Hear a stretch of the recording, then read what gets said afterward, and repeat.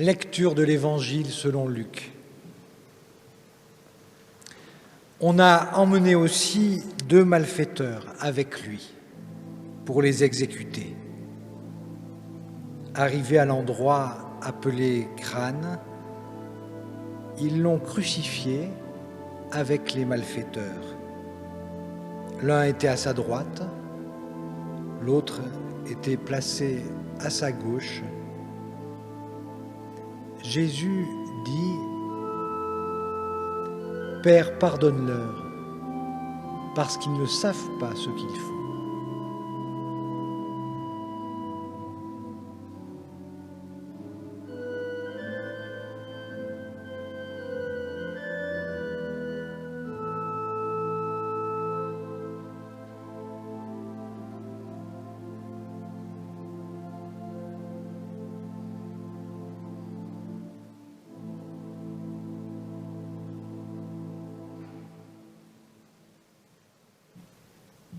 Je fais ce que je sais. C'est là le train de nos vies. Médecins, musiciens, paysans ou étudiants, guère difficile d'appliquer un savoir.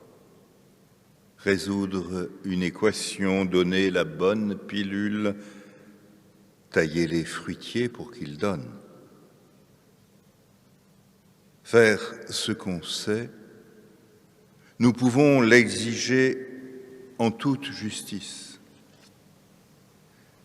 Et donc, ne pas faire ce que nous ne savons pas. Pourtant, lorsque nous avons planté nos poireaux correctement ou renoncé au chemin inconnu, nous ne sommes pas allés bien loin. Quel est notre acte? Quoi donc le motive? C'est un gouffre qui s'ouvre, et voilà l'ignorance qui monte telle une eau que nul n'arrête, une crue quand le geste où nous rêvions l'amour porte à faux, quand la main que nous tendions s'avère viciée, et la colère allait droit à l'injustice. Père, pardonne-nous. Nous ne savons pas ce que nous faisons.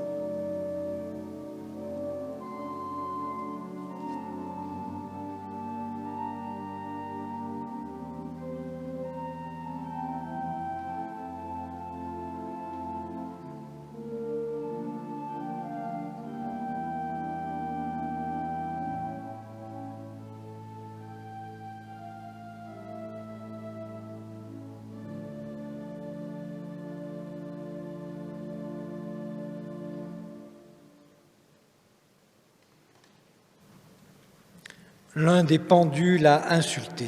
« C'est toi le Messie, viens à ta rescousse et à la nôtre. » L'autre l'a réprimandé. « Tu ne crains pas Dieu, tu es sous la même condamnation pourtant. Pour nous, c'est justice, mais lui n'a rien fait d'injuste. » Il a dit «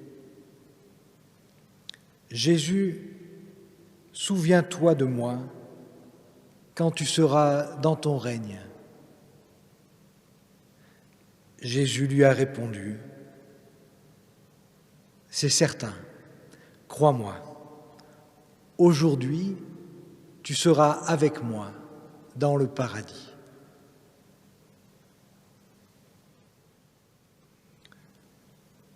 Tant de scandales, de douleurs sature le monde. À certaines heures, c'est la nausée. Non seulement le meurtre de l'innocent, mais le sarcasme et cette jouissance à déverser sa haine au visage de l'impuissance. Lequel, parmi nous, n'a jamais ri d'un infirme, de la fille grosse moche et délaissé, ou du soldat capturé qui, hier encore, effrayait. Mais un jour et une heure viendront où nous serons totalement impuissants, appelés à mourir, à passer, à trépasser. Et personne de ce monde, à cette minute, ne pourra rien pour nous. C'est ainsi. Notre première certitude, à nous qui sommes nés, notre premier scandale. Nous, à qui vient l'être, nous le perdrons. Souviens-toi de moi, Seigneur, dans ton royaume.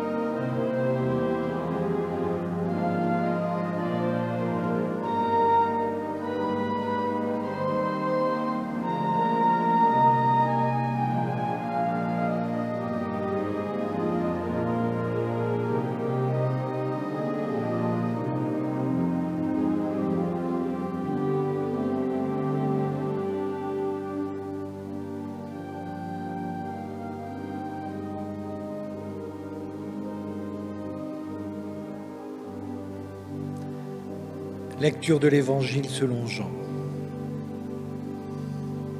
Près de la croix de Jésus se tenait sa mère, la sœur de sa mère, Marie, femme de Cléopas, et Marie, la Magdaléenne. Jésus, voyant sa mère et près d'elle le disciple qu'il aimait, dit à sa mère, « Femme, voici ton fils. » Et à son disciple, « Voici ta mère. » Dès lors, le disciple l'a pris chez lui.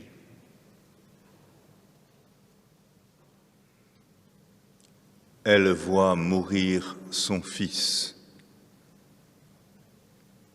Dans l'horreur de la souffrance et de l'injustice,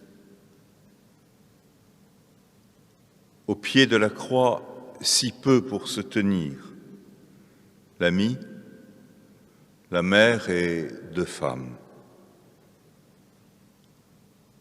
Est-ce aux femmes de faire cortège à ceux qui meurent, d'attester de la présence et de l'humanité au cœur de ceux qui la nient? Regardez nos hôpitaux. Si peu d'hommes qui ne soient chefs. Regardez au chevet des enfants malades. Peut-on traverser la mort de l'unique? Stabat Mater, misericordia. Stabat Mater.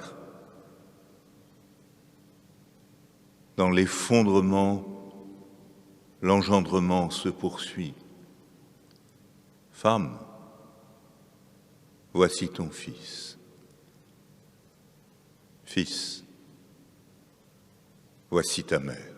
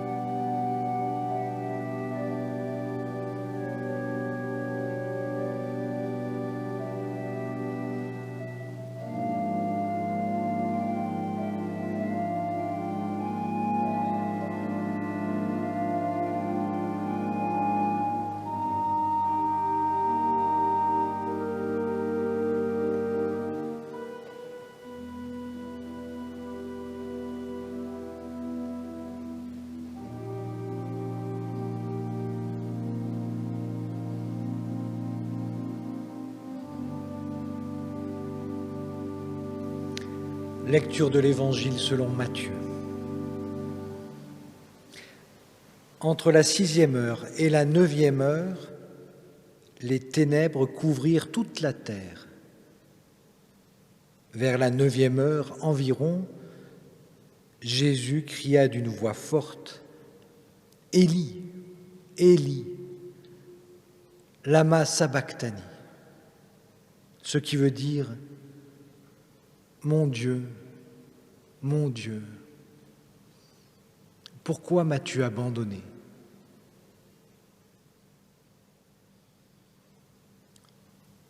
Plus grande douleur peut-être que de perdre un enfant, que lui ne voit rien en son père sinon le masque de ténèbres du bourreau.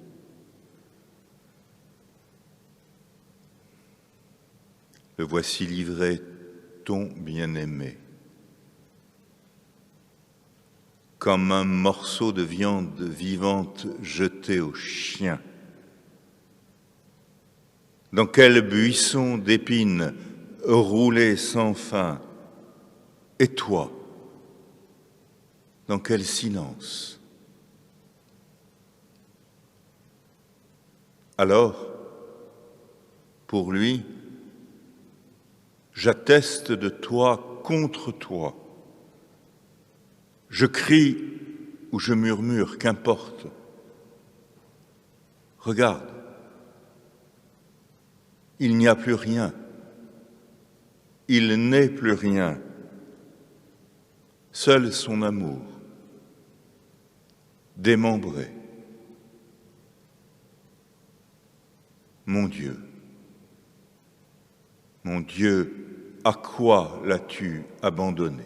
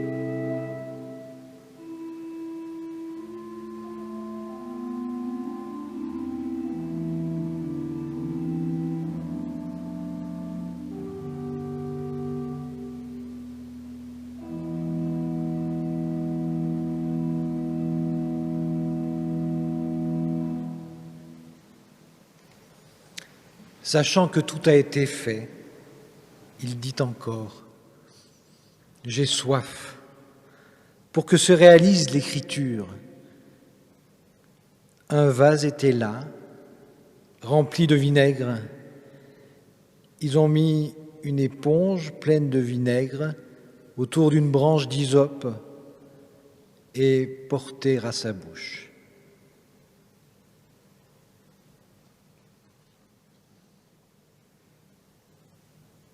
Ailleurs, mais pas bien loin, la guerre éclate pour un fleuve, où ce sont des heures avant de remplir un seau d'un liquide à peine potable. En notre pays, on ne se bat pas encore pour l'eau.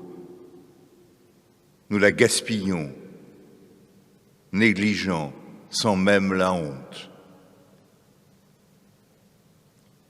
Pourtant, qui d'entre nous, une heure dans sa vie, n'a jamais eu soif, n'a jamais voulu glisser ses lèvres sous la fontaine, ou bien ne s'est réveillé d'une opération, la langue collée au palais, la sécheresse plaquée sur les lèvres, dans l'interdit de boire, au verre, espérer, là, sur notre table.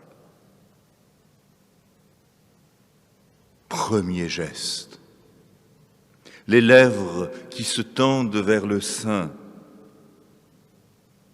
et le plus savant, la langue qui tourne, savoure les fruits de la terre et du travail des hommes, ces grands vins qui sont comme la présence enfin d'un monde réconcilié. J'ai soif. Si tu savais le don de Dieu, quel est celui qui te demande « J'ai soif ». Et celui qui étancherait ma soif, fût-ce avec du vinaigre, si c'est ce que contient sa gourde de soldat, il sera avec moi aujourd'hui en paradis.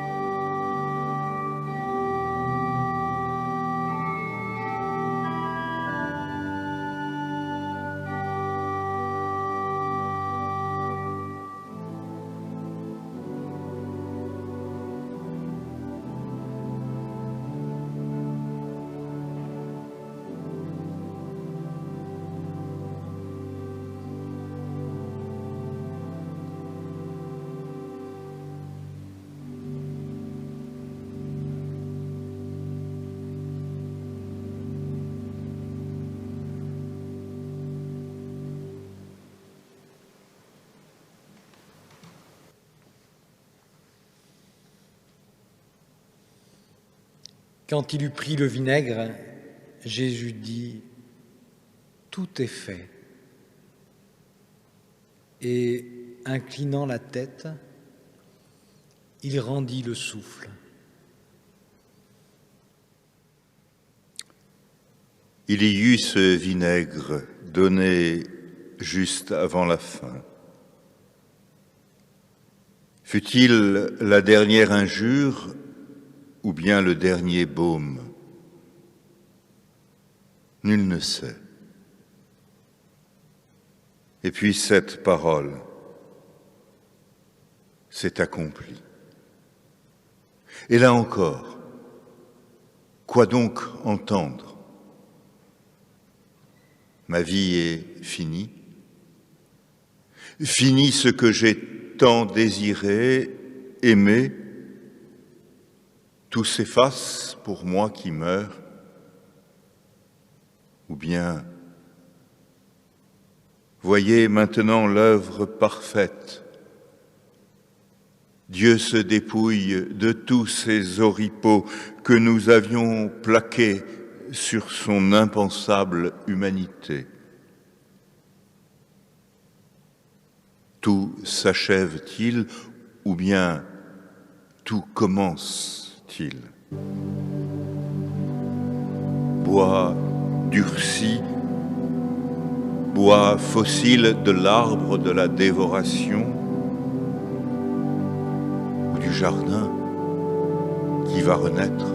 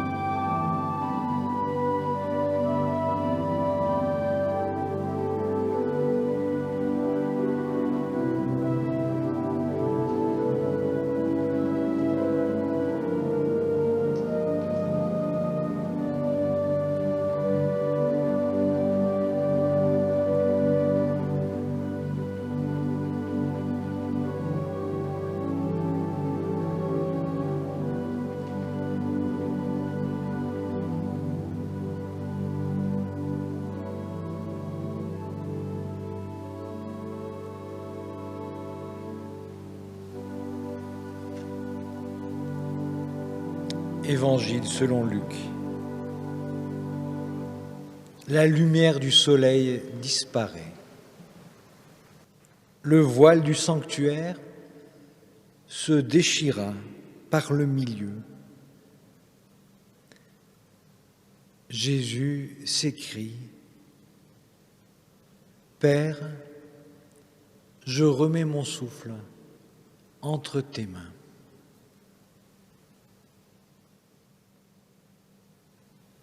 Qu'il nous est bon d'être des maîtres de maison, d'autrui, du chien, de notre voiture, de nous-mêmes aussi, mais parfois seulement.